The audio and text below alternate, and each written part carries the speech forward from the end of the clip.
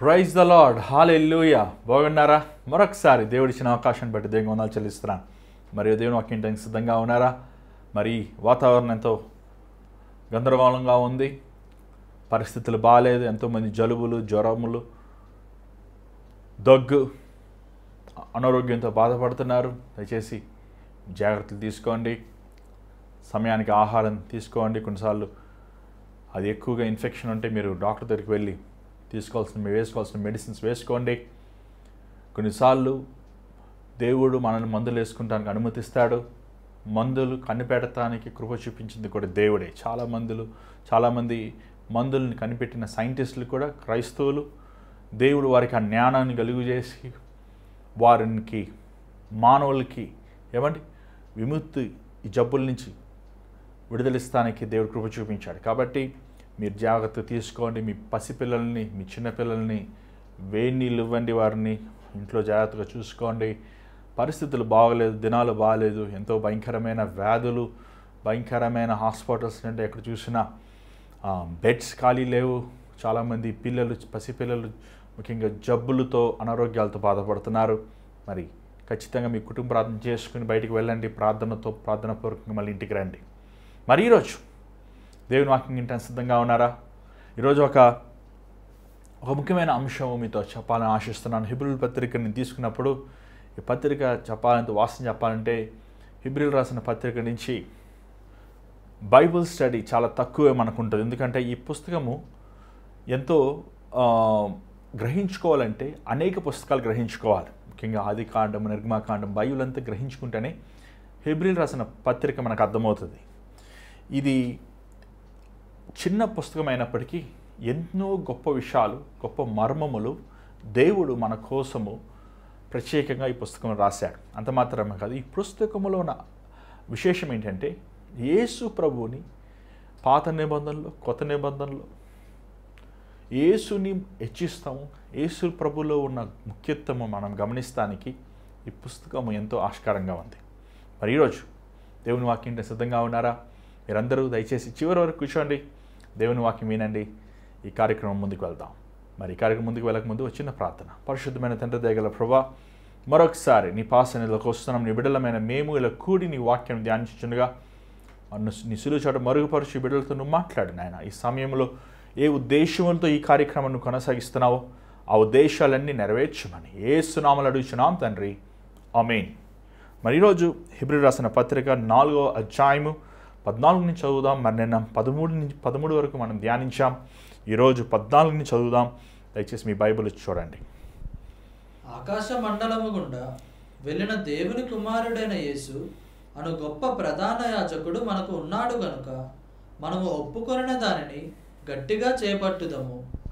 మన ప్రధాన యాజకుడు మన బలహీనతల యందు మనతో సహానుభావము లేనివాడు కాడు గాని సమస్త విషయములలోనూ మన వలనే శోధింపబడినను ఆయన పాపము లేనివాడుగా ఉండెను.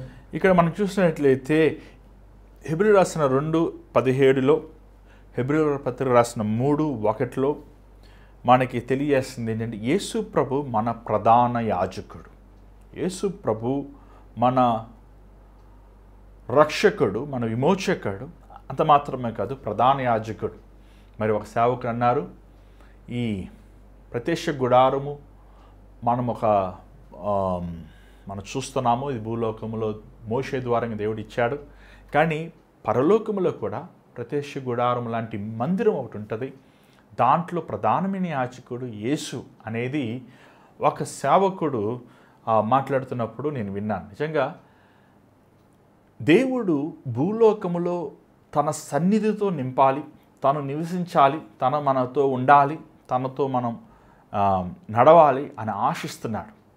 దేవుడు మోషే సమయంలో ఇశ్రాయేలు ప్రజలను విమోచించాక వారికి ధర్మశాస్త్రాన్ని ఇచ్చాడు. ఆయన ఆజ్ఞలు, కట్టడలు ఇచ్చాడు.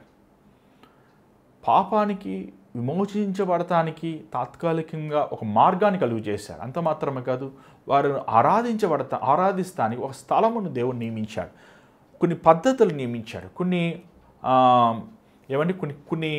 మనం చూసామంటే కొన్ని ప్రొసీజర్స్ ఎట్లా పెడితే ఎట్లా ఎవడు పెడితే వాడు వచ్చి ఏమంటే బలిలు ఇస్తాం, లేకపోతే అక్కడ మందస పెట్టె దగ్గర ఏమంటే ఉపచారం చేస్తాం కాకుండా దేవుడు లేవీని కోరుకున్నాడు.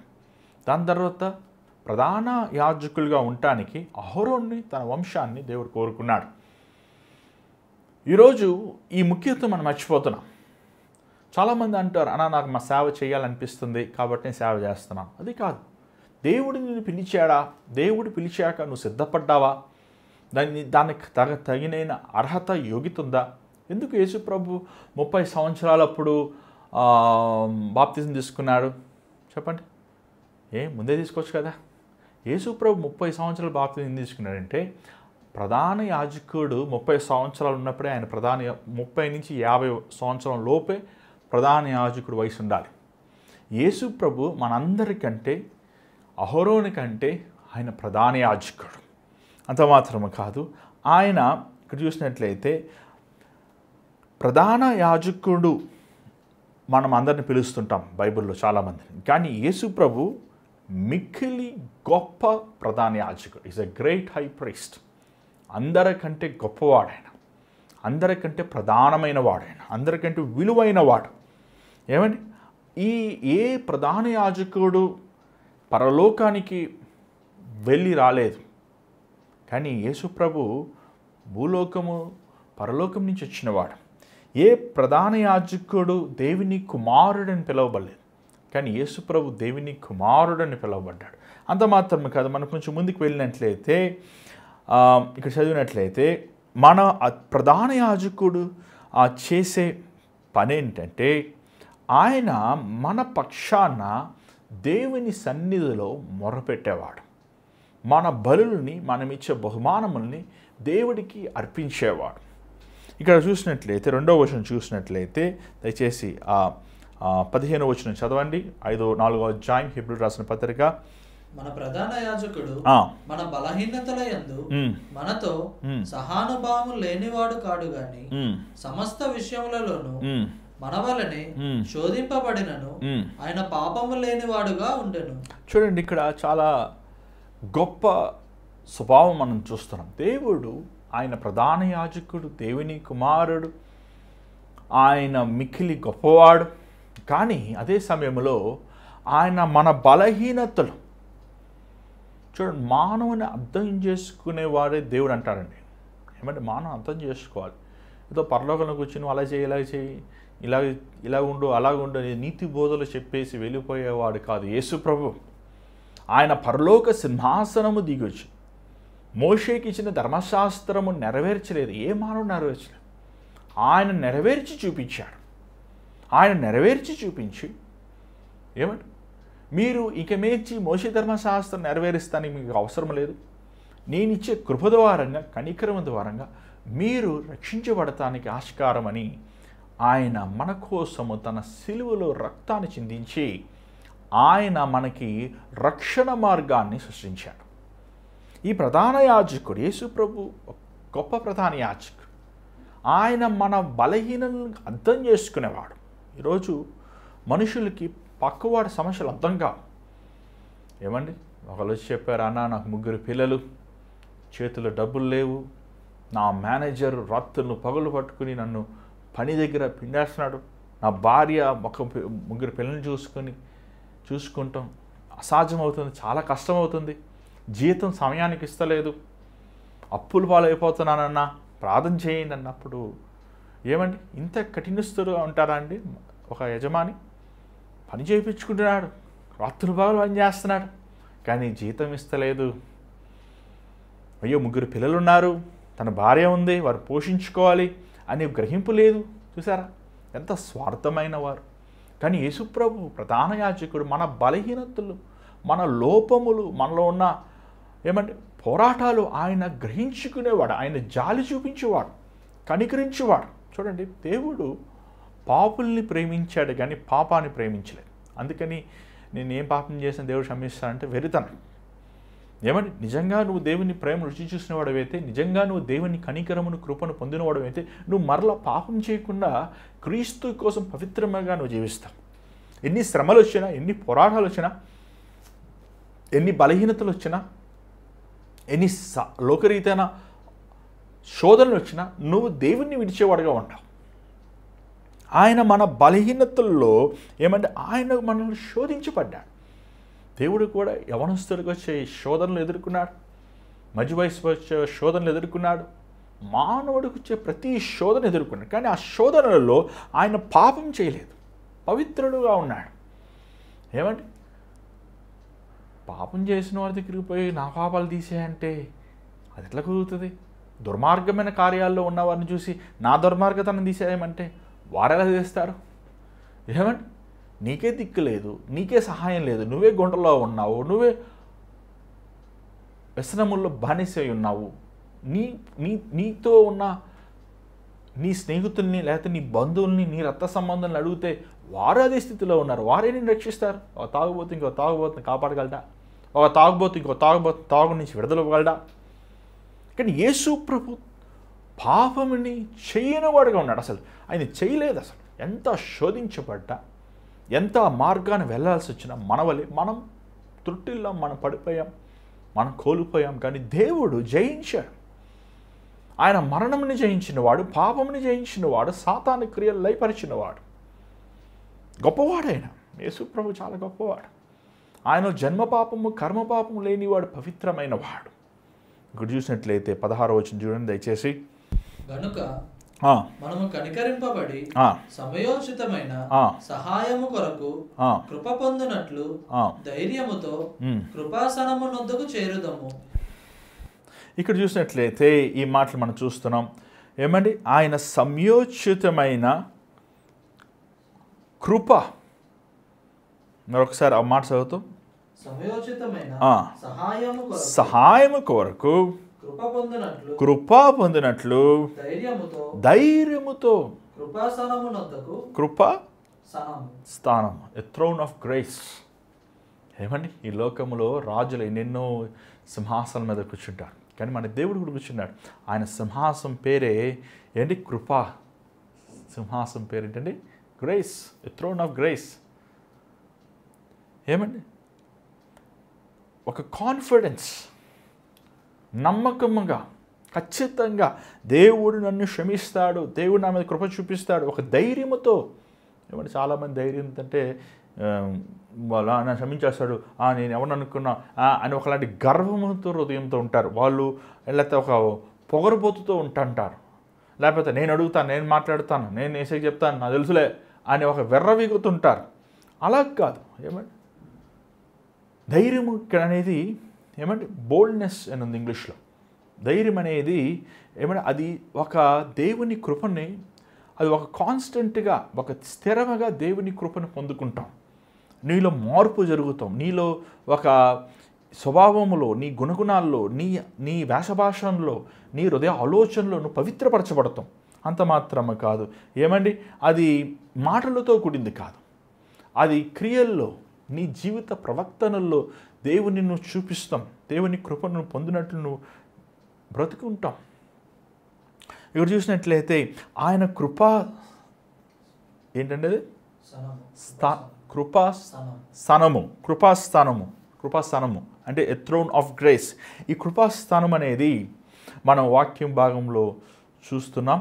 కానీ కృప అనే పదాన్ని మనం చాలాసార్లు చాలామంది ఒక తప్పైన విధముగా బోధిస్తూ మనం చూడగలుగుతున్నాం. బైబిల్లో స్పష్టంగా రాయబడింది, నువ్వు వన్స్ యేసుప్రభు దగ్గరికి వచ్చాక, యేసుప్రభు కృపను నువ్వు పొందుకున్నాక, ఆయన సమయములో, లేకపోతే ఆ సమయములో దేవుని కృపను, నీ అవసరమైన సమయంలో దేవుని తాకుదలను, దేవుని హస్తమని, దేవుని ఏమని సన్నిధిని నువ్వు పొందుకున్నాక, నీ హృదయంలో మార్పు జరిగాక, నువ్వు దేవుని ప్రేమను రుచి చూశాక, నువ్వు మరలా లోకానికి వెళ్ళి, నువ్వు మరలా పాపానికి వెళ్ళి, నువ్వు మరలా నీ ఇష్టమైన జీవితం నువ్వు జీవిస్తున్నావంటే నువ్వు దేవుని కృపతో మాట్లాడుతున్నావు. Your playing with God. ఈరోజు చాలామంది అలాగే ఉన్నారు.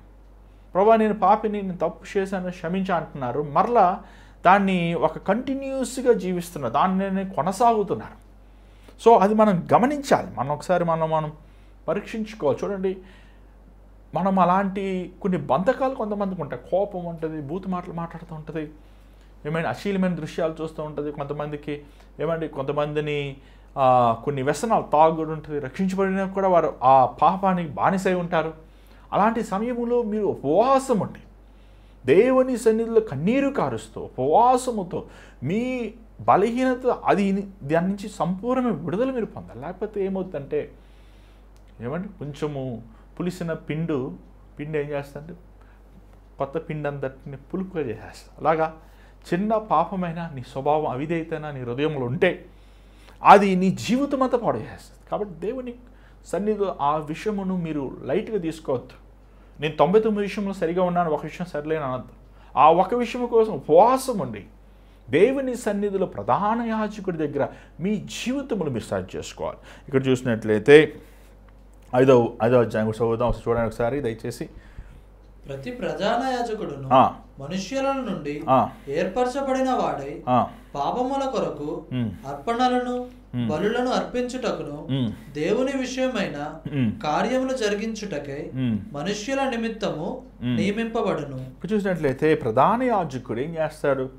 మరి నిర్గమాకాండ 28వ అధ్యాయంలో మనం చూస్తున్నాం ఈ విషయాన్ని. నిర్గమాకాండ 28వ అధ్యాయంలో ప్రధాన యాజకుడు బలుల్ని బహుమానాలని దేవుడికి అర్పించేవాడుగా ఉంటాడు. ప్రధాన యాజకుడు తను దేవుని ముందు మనుషులు పాపము కోసం విజ్ఞాపన చేసేవాడుగా ఉంటాడు.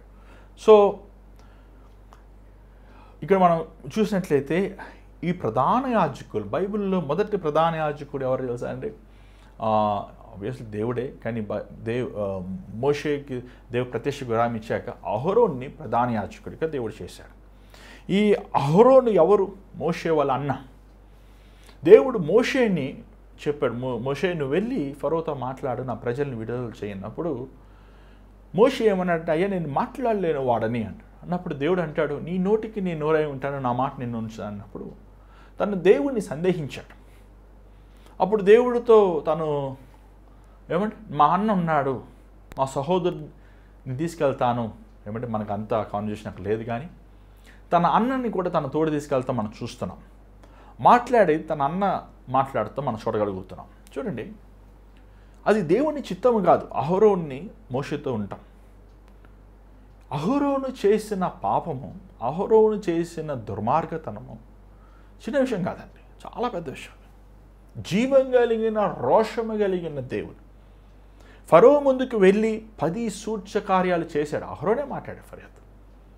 మోషే తన ఉన్నాడు, అహరోనే మాట్లాడాడు.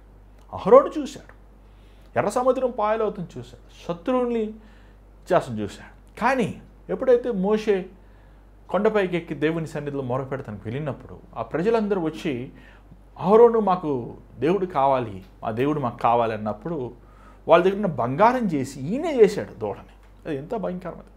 ఇతర తప్పిపోతాం కాదు, కానీ ఇతరులని కూడా తప్పిస్తాం. దేవుని సన్నిధి నుంచి వీరిని తొలగిస్తాము, లేకపోతే దేవుని మార్గము నుంచి వీరిని మరలిస్తాము. చూస్తాం ఎంత భయంకరం. ప్రధాన యాజకుడు మనుషుల హృదయాలని ప్రభు వైపు మళ్లించాలి, మనుషులని దేవుని సన్నిధికి నడిపించాలి, మనుషులని గురించి దేవుని సన్నిధి విజ్ఞాపన చేయాలి. అహరోను చేసినది సామాన్యమైన విషయం కాదు. ఇక్కడ మనం చూసినట్లయితే కొంచెం ముందుకు వెళ్దాం. ఇక్కడ చూసినట్లయితే 22వ వచనం చదవండి దయచేసి. తాను కూడా బలహీనత చేత ఆవరింపబడి ఉన్నందున అతడు ఏమియు తెలియని వారి ఎడలను త్రోవ తప్పిన వారి ఎడలను తాలిమి చూపగలవాడై ఉన్నాడు.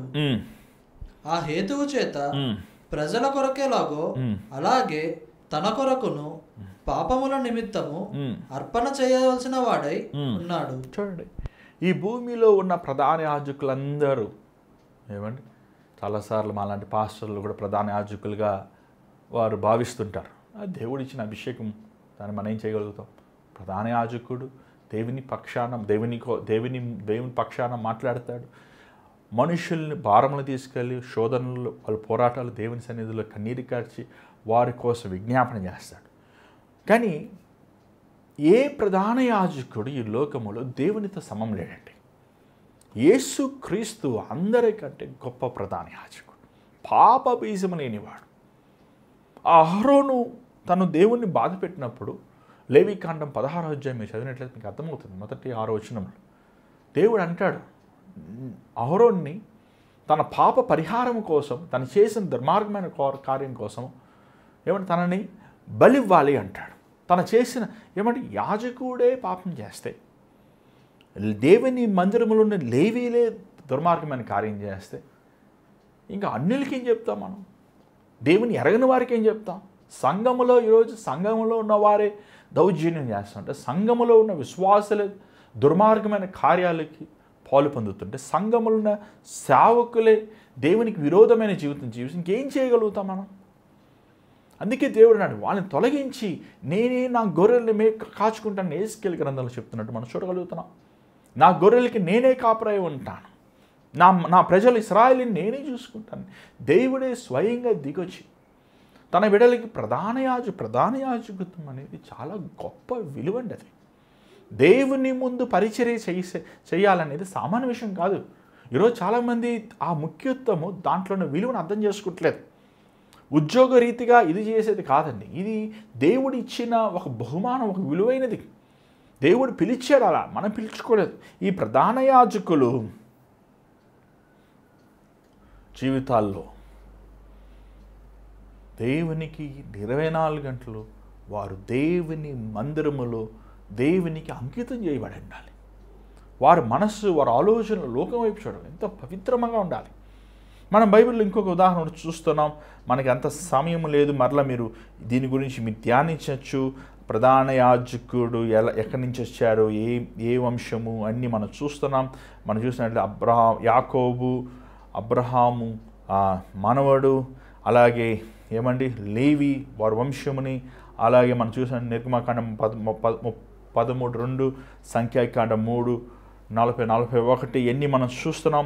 వారి వంశమును అలాగా సంఖ్యాకాండం 3:25-26లో, సంఖ్యాకాండం 31-32 ఇంకా మీరు చూడొచ్చు. ఎన్ని ఆ ప్రధాన యాజకుడి గురించి పాత నిబంధనలు ఇంకా చక్కగా వివరంగా ఉంది. ఇప్పుడు అవన్నీ మీకు నేను చెప్తానికి సమయం పరిమితం చేయబడతలేదు కాబట్టి మీరు ధ్యానించండి. కానీ బైబిల్లో కొన్ని 3 సంగతులు చెప్పాలని ఆశిస్తున్నాను. ఎవడు పెడితే వాడు ప్రధాన యాజకుడు, ఎవడు పెడితే వాడు లేవి అని విర్రవీగినప్పుడు వారికి ఏం జరిగింది చూద్దాం. మొదట కోరాహు చూస్తున్నాం. కోరాహు సంఖ్యాకాండం 16వ అధ్యాయం ఏం చేశాడు? మోషే అహరోనుకి విరోధం తిరగబడినప్పుడు భూమి వారిని మింగేసింది. రెండవది మనం చూస్తున్నాం, సౌలుని మనం చూస్తున్నాం. మొదటి సమయాలు 13వ అధ్యాయం మనం చూస్తున్నాం. సౌలు బలి అర్పించినప్పుడు, యాజకుడు చేయాల్సిన పని తను చేసినప్పుడు దేవుడు తనని తుణీకరించాడు. ఆ మూమెంట్, నెక్స్ట్ మూమెంటే దేవుడిని రాజ్యం ఎంత తీసేశాడని no mercy, no grace, no compromise. దేవుడు అసహించుకున్నాడు అసలు సౌలు.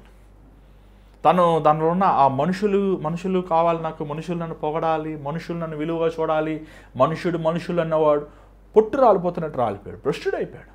దాని తర్వాత మనము హుజియాను చూస్తున్నాం. హుజియా దేవుని మందిరంలోకి వెళ్ళి యాజకుల ముందు వెళ్ళి నేను వెలిగిస్తాను ధూపం, మీరెవర్రా అని చెప్పి అడావిడి చేశాడు. రెండో దినవృత్తాంతములు 26-16లో మీరు చూడొచ్చు, మీరు చదువుకోవచ్చు. వెళ్ళి దేవుని ధూపం వెలిగినప్పుడు తన కుష్ఠరోగం వచ్చింది.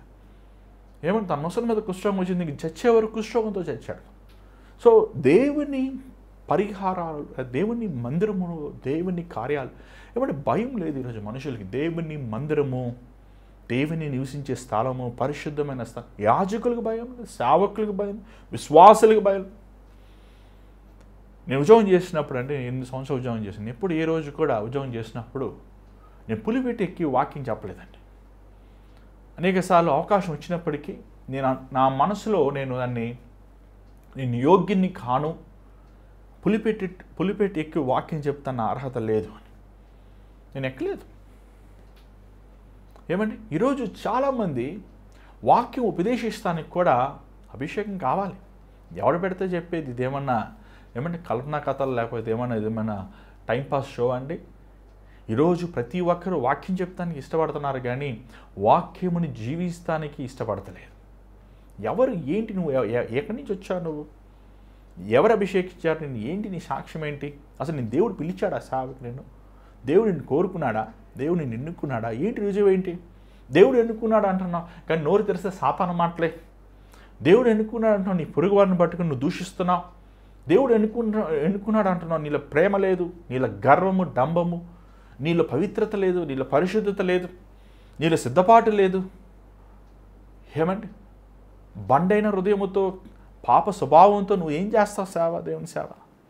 ఇలాంటి వారందరూ సేవ చేస్తాం వల్ల ఈరోజు దేవుని నామం అన్ని జనుల మధ్య నవ్వులు పాలైపోయిందండి. అందుకే దేవుడు ఈ కాపర్లను తొలగించి తనే తన సంఘానికి, తనే తన గొర్రెలకి మంచి కాపరిగా ఉండాలని ఆశిస్తున్నాడు. ఇక్కడ చూసినట్లయితే ఏమండి, మనం అహరోను తను చేసిన పాపం వల్ల తన పాప పరిహారం చేసుకోవాల్సి వస్తుంది. అంత మాత్రం కాదు, మనుషులు పాపం కోసం పరిహారం చేయాల్సి వచ్చింది. యేసుప్రభు కూడా అంతే. యేసుప్రభు 8వ దినమున ఆయన బాలుడైన దేవుడు ఏమని మందిరము తీసుకెళ్ళి పావురములు యోసేపు మరియ వారు పాప పరిహారముగా ఇచ్చారు. కానీ తండ్రి అయిన దేవుడు యేసుప్రభుని చిన్న బాలుడుగా ఉన్నప్పటి నుంచే తను ఒక మనిషి పాపం మన పాపముని ఆయన మీద వేశాడు. ఆయనలో పాపము లేనప్పటికీ మన పాప స్వభావం వల్ల మన వలె ఆయన శోధించబడటానికి అనుమతించాడు. ఆ కల్వరి శిలువలో ఏ పాపము లేని ప్రభు మన పాపముల కోసం ఆ రక్తముని చిందించాడండి. మనం మరణించాల్సిన స్థలములో ఆయన మరణించాడు. ఇది సామాన్యమైన విషయం కాదు, ఇది చాలా గొప్ప విషయం. ఇది ఈరోజు చాలామంది అలవాటు అయిపోయింది. ఇది వింటూ అలవాటు అయిపోయింది. ఎలాగ అలవాటు అయిపోతుంది నీకు? నువ్వు నేను నిత్యమైన నరకానికి తీర్మానించబడిన మనము దేవుని ఉగ్రతకి తీర్మానించబడిన మనముని దేవుడు, తండ్రి అయిన దేవుడు తన కుమారుణ్ణి పంపించాడు. ఆ సిలువలో ఆయన పాపముగా చేశాడండి. ఆయన పాప అయ్యాడు మన కోసం. ఏ పాపం, అసలు పాప వాసన కూడా లేని పవిత్రమైన దేవుడు మన వ్యసనములు, మన అపరాధములు, మన దోషములు, మనం చేసిన ప్రతి నేరములు, ప్రతి కామ కార్యాలు, ప్రతి దూషించే కార్యాలు ఆయన ఉగ్రత పొందాడు. ఇది సామాన్యమైన విషయం కాదు. ఇది మన ప్రధాన యాజకుడైన యేసు మన కోసము ఏమండి ఆయన మన పాపములు మోసాడు. ఇది ఆత్మీయంగా ఉన్న వాళ్ళకి అర్థమవుతుంది, ఆత్మీయంగా లేని వాళ్ళకి ఏమర్థమవుతుంది? ఏమండి, మన పాపములు మోసిన యేసుని మీరు విలువగా ఎంచుతున్నారా? ఆయన కల్వరి సిలువలో ఏలి ఏలి లామా సబత్త, నా తండ్రి నా దేవా నన్ను ఎలా చేయి విడిచితివి. అంతవరకు తండ్రి తండ్రి అన్న ప్రభువు నా దేవా అన్నది బైబిల్లో మొదటిసారి యేసు ప్రభు ఆ కల్వరి సిలువలో 4వ మాటగా నా దేవా అన్నాడండి. అప్పుడు మనస్థానం తీసుకున్నాడు ఆయన. యేసు ప్రభు ఎప్పుడు తండ్రిని దేవా అనలేదు, తండ్రి అన్నాడు. కానీ ఆ సమయంలో నా దేవా నన్ను ఏల చేయి విడిచితివి. ఆ సమయములో, ఆ చీకటి సమయములో ఆయన మన పాపముని, ఆయన పాపము సమస్తమైన పాపమునికి బలైనాడండి. ప్రియమైన దేవుని బిడ్డలారా, ఈరోజు మనం గమనించాలి, ప్రధాన యాజకుడైన మన గొప్ప ప్రధాన యాజకుడైన యేసు ప్రభు ఏమండి ఆయన శోధించబడి, అంత మాత్రమే కాదు, కొంచెం మనం ముందుకు వెళ్దాం. 5వ వచనం చదువుతుంది దయచేసి. అటువలే క్రీస్తు కూడా ప్రధాన యాజకుడగుటకు తన్ను తానే మహిమపరచుకొనలేదు గాని నీవు నా కుమారుడవు, నేడు నేను నిన్ను కని ఉన్నాను అని ఆయనతో చెప్పిన వాడే ఆయనను మహిమపరిచాను. ఎవరు మహిమపరిచారు? తండ్రిని, క్షమించండి, కుమారుణ్ణి తండ్రి మహిమపరిచాడు. ఇతడు నా కుమారుడు, ఇతను చెప్పిన మాట మీరు వినండి. ఇతను నా ప్రియమైన కుమారుడు, ఇతని యందు నేను ఆనందించుచున్నాను. ఎక్కడ తండ్రి యేసు ప్రభువు యందు బాధపడిన రీతిగా ఒక్క మాట వాడు పలకలేదు, తెలుసా మీకు? అంత పర్ఫెక్ట్గా ఆయన జీవించాడు. ఆయన హెచ్చించాడు యేసు నామం అన్ని నామముల కంటే. దేవుడు is the second person in the Trinity. తండ్రి అయిన దేవుడు, కుమారుడు, పరిశుద్ధాత్ముడు వారు సమమైనప్పటికీ ఏమంటే పౌలు అంటాడు కదా, స్త్రీకి శిరస్సు పురుషుడు, పురుషుడికి శిరస్సు క్రీస్తు, క్రీస్తుకి శిరస్సు దేవుడు. వారు సమమైనప్పటికీ క్రీస్తు తండ్రికి లోబడతా నేర్చుకున్నాడండి, విధేయుడై నేర్చుకున్నాడు. ఆయనే దేవుడు అయినప్పటికీ, ఆయనలో లోపము లేనప్పటికీ కూడా ఆయన పవిత్రుడై ఉన్నాడు. ఏమండి, కీర్తనలు మనం చూస్తున్నాం, కీర్తనలు 2వ అధ్యాయం 7వ వచనం మనం చూస్తున్నాం, నువ్వు నా కుమారుడివి, నేను నీ తండ్రిగా ఉన్నాను. అలా కీర్తనలు 114 చూస్తున్నాం. ఏమండి, దయచేసి ఒకసారి చదవండి కీర్తనలు 114, లేకపోతే 6వ వచనం చదవండి దయచేసి. అక్కడ ఉంది 6వ వచనం కూడా అదే మాట ఉంది. యా, హెబ్రీయులకు రాసిన పత్రిక 5వ అధ్యాయము 6వ ప్రకారమే నీవు మెల్కీసెదెకు యొక్క క్రమము చొప్పున నిరంతరము యాజకుడవై ఉన్నావు అని మరి ఒక చోట చెప్పుచున్నావు. ఏమంటే మరి ఒక చోట కీర్తన 114 రాయబడి ఉంది. ఏమంటే క్రమ ప్రకారమే మెల్కీసెదెకు ప్రకారము నిరంతరము యాజకుడై ఉన్నావు. He is the priest for ever and ever and ever. నిరంతరము ఉండేవాడు యేసు ప్రభు. అంత మాత్రం 7వ వచనం చదవండి దయచేసి. శరీరధారి అయి ఉన్న దినములలో మహారోదనముతోను కన్నీళ్లతోను తన్ను మరణము నుండి రక్షింపగలవానికి ప్రార్థనలను యాచనలను సమర్పించి భయభక్తులు కలిగి ఉన్నందున ఆయన అంగీకరింపబడెను. ఏమంటే మత్తయి 26లో మనం చూస్తున్నాం. ఆ గెత్సెమని తోటలో ప్రభు తండ్రి నీ చిత్తమైతే ఈ పాత్రను తొలగించాలి, లేకపోతే నీ చిత్తమే ప్రభు అని తన రక్తము చెమట బిందులు వలె. ఏమంటే ఇది నీకు నాకు పాపం చేసిన సులువు, కానీ పవిత్రమైన దేవుడికి తండ్రి ఉగ్రతని, పాపముకు వచ్చే శిక్షని భరిస్తామనే సామాన్య విషయం కాదు అది.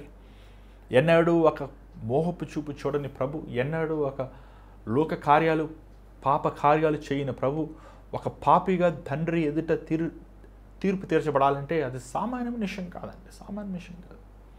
ఆయన కల్మషం లేనివాడు, పవిత్రమైన వాడు, కానీ తండ్రి చిత్తంలో లోబడ్డాడు ఆయన. తండ్రి నీ చిత్తమైతేనే మరణిస్తాము శ్రమ కాదు, మరణిస్తాం ప్రభు కష్టం కాదు ఆయన తెలుసు. ఎందుకంటే యేసు ప్రభు చాలాసార్లు చెప్పారు, నేను మరణించి 3వ దినం లేస్తానని.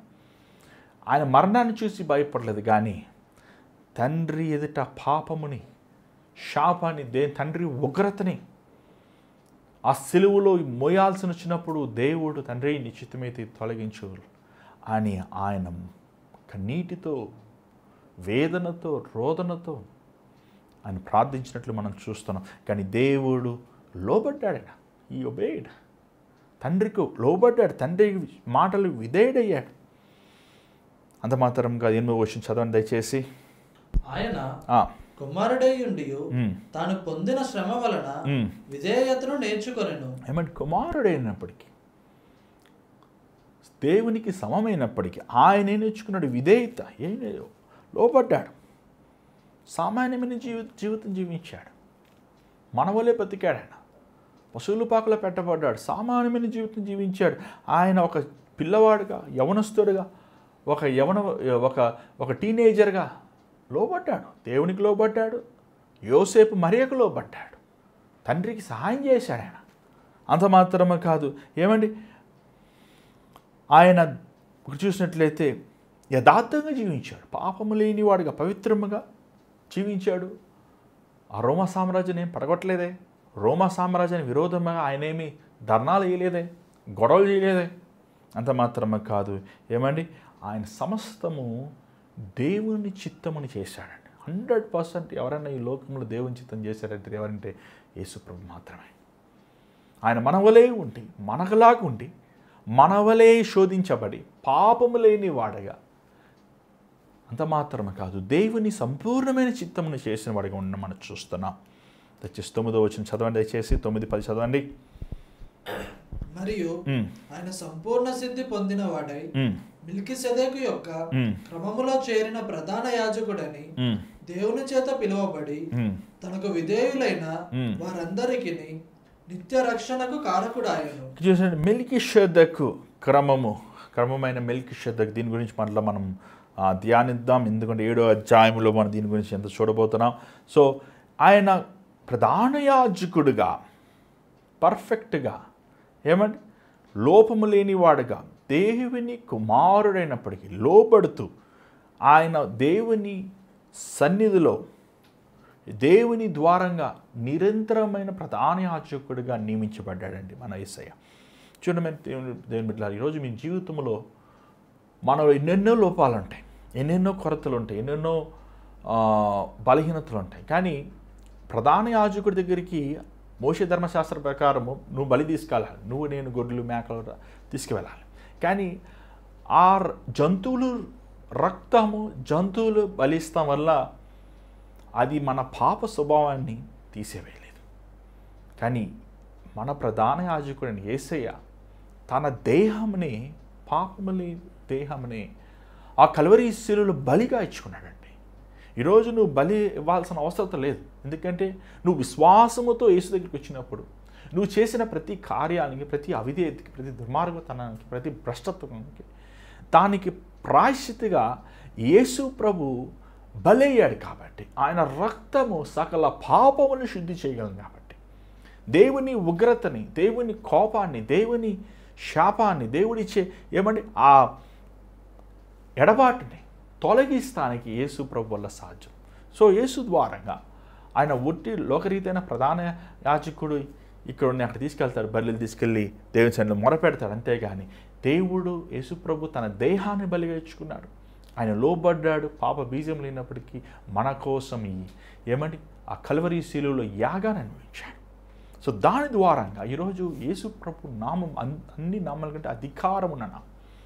ఈరోజు యేసు ప్రభు నీ పాపమును క్షమించగలిగినవాడు, నీ అపరాధమును తుడిచేయగలడు, నీ భవిష్యత్తును బాగు చేయగలిగినవాడు, నీ జీవితంలో ఒక గొప్ప కార్యాలని, శూన్యమైన సూపర్ లైఫ్, శ్రేష్టమైన కార్యాలని, విలువైన కార్యాలని, నీ జీవితంలో సూర కార్యాలు లాంటి కార్యాలని దేవుడు నీ జీవితం చేయగలిగినవాడు. ఎందుకంటే ఈరోజు ప్రభు మన కోసము తన శిక్షను అనుభవించాడు కాబట్టి ఆయన ఈరోజు నిన్ను ఆదరించగలడు, నిన్ను బలపరచగలిగినవాడు, నిన్ను లేవనెత్తగలిగినవాడు. ఈరోజు నీ జీవితం దేవునికి ఇవ్వండి. దయచేసి స్థలంలో ఉంచండి, ప్రార్థన చేద్దాం. పరిశుద్ధమైన తండ్రి దయగల ప్రభు, మరొకసారి నీ పాసనలోకి వస్తున్నాం నాయన. నీ బిడ్డలమైన మేము నాయన ఈరోజు నేను కూడి ఇలాగ నీ వాక్యంని ధ్యానిస్తానికి మా కోసము నాయన నువ్వు ప్రధాన యాజకుడిగా ఉన్నందుకు వందనములు. మా పాపములు, మా అపరాధములు, మా దోషముల నుంచి, మా వ్యాధుల నుంచి, మా బాధల నుంచి, మా పోరాటాల నుంచి, మా సమస్యలు, మా లోకరీతైన వ్యసనముల నుంచి విడుదలిస్తానికి ఆ కల్వరి శిలువ రక్తాన్ని చిందించాను ఆయన. దాన్ని బట్టి నీకు వందనములు, దాన్ని బట్టి నీకు స్తోత్రం తండ్రి. ఈరోజు నీ వాక్యమును ప్రకటించి ఉండగా నీ బిడ్డలనైనా నీ వైపు తిరుగుతానికి, నీ సన్నిధిలో ప్రార్థించి నువ్వు ఇచ్చే నిత్యమైన సంతోషము, సమాధానం పొందుకోవడానికి సహాయం చేయి. ఇతను వాక్యము నూరంతర బలుస్తాను కృప చూపించుమని యేసు నామములో అడుగుచున్నాం తండ్రి, ఆమేన్. మరి ఈరోజు దేవుడి మీద మాట్లాడంటే మాకు తెలియపరచండి. అంత మాత్రమే కాదు, మీ ప్రార్థన అవసరతలు మాకు పంపించవచ్చు. మీ స్క్రీన్ మీద కనబడుతున్న నెంబర్కి వాయిస్ మెయిల్, వాట్సాప్, కాల్ మీరు పంపించవచ్చు. మీరు మీ తెలియజేయచ్చు, మీ పేరు, మీ ఊరు కూడా పెట్టండి. మీకోసం ప్రార్థన చేసి ఇష్టపడుతున్నాం. అంత మాత్రం కాదు, దయచేసి గమనించండి. మీరు ఈమెయిల్ చాలామంది అడుగుతున్నారు, ఈమెయిల్ కూడా చేయొచ్చు. BRO brother short form BRO Joseph Prakash @gmail.com. So దానికి కూడా మీరు మీ ప్రార్థన అవసరాలు పంపించవచ్చు. మరి ఈ భారమైన పరిచర్లో మీరు కూడా పాలు పొందండి. దేవుడు మిమ్మల్ని ప్రేరేపిస్తే మీ Google Pay, PhonePe account number దూరంగా మీరు పంపించవచ్చు. దేవుడు మీరు ప్రేరేపించగలిగినది మీరు ఈ పరిచర్ని మీ విరాళంలో ఇవ్వచ్చు. అంత మాత్రం కాదు, గమనించండి, ముఖ్యమైన గమనిక, ఈ శనివారంన మరి మణికంఠ ప్రాంతంలో మీరు ఒక హైదరాబాద్ ఈ చుట్టుపక్కల ఉంటే మీరు ఉపవాస ప్రార్థనకు రావాలని ఆశిస్తే మరి ఈ శుక్రవారంన 6 గంటల నుంచి 8 గంటల వరకు ప్రార్థన జరుగుతుంది. అలాగే శనివారంన పొద్దుట 10 గంటల నుంచి 10 గంటల నుంచి 5 గంటల వరకు మరలో 7 గంటల ప్రార్థన, ఉపవాస ప్రార్థన జరుగుతుంది. దయచేసి గమనించండి. మీరు ఎవరైనా సరే మీ జీవితంలో ఒక ప్రార్థన చేసుకుంటానికి లేకపోతే దేవుడిని ఆశ్చర్యమైన కార్యాలు ఎదురు చూస్తున్నారంటే మీరు వచ్చి ఆ సన్నిధిలో దేవుని సన్నిధిలో మీరు వచ్చి ప్రార్థన చేసుకోవచ్చు. మరి దేవుని చిత్తమైతే మరలా రేపు కలుసుకుందాం. అంతవరకు God bless you, take care.